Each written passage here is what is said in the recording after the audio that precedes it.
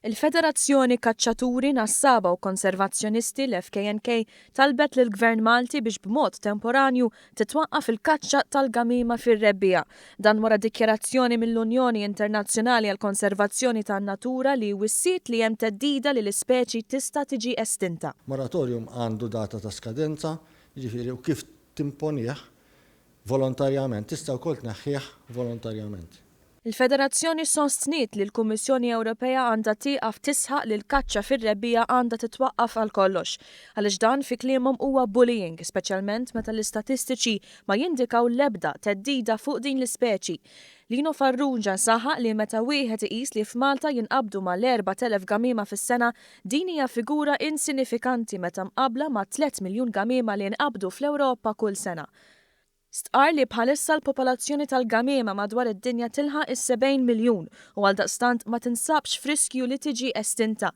Lino Farrugia fakkar li l-FKNK għamlet sema u għadha d-dejja taħdem biex tippromuovi l-konservazzjoni tal-gamima. Madankollu is-sem ta' pajjiżna biss mhuwiex biżżejjed jekk il-Kummissjoni Ewropea u l-IUCN ridu jsalvaw din l-ispeċi, għalhekk appella biex il-pressjoni ma tibqax fuq Malta biss. Enfasizzajna li isma' imbilli twaqqaf il-Malta biss u l-pajjiżi l-oħra ma jagħmlux id-dover tagħhom, ma jagħmlux sem tagħhom, ma inti qazza tarġa' iġġib il-gamima fil-stat li da. Allura wieħed mill-appelli tagħna huwa propju anke minnih lill-Kummissarju tal-Ambjent il-Perit Carmen Uvella, isma' all right, aħna ħanamlu s-sem tagħna, però l-oħrajn, il-pajjiżi l-oħrajn kollha, iridu jagħmlu s-sem tagħhom ukoll. Inkella bil-ftit tagħna maħniex se nsolvu l-problema. Fil-waqt li l-FKNK dejjem ħarset id-delizzju tal-kaċċa sostniet li ser tagħmel dan skont il-liġi Maltija u dik Ewropea. Il-Federazzjoni qalet li l-Qorti Ewropea diġà bdiet il-proċess biex tinfetaħ kawża kontra l-Gvern Malti każ li Malta kapaċi titlef.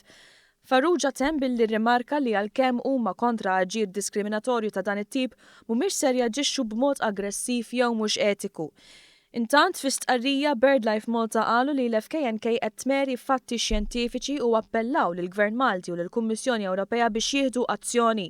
Huma saħqu li l-FKNK ġiet fi kliema u li d-deċiżjoni li ttieħdet tixhed kif iż-żewġ entitajiet iridu jikkoperaw aktar f'dan ir-rigward.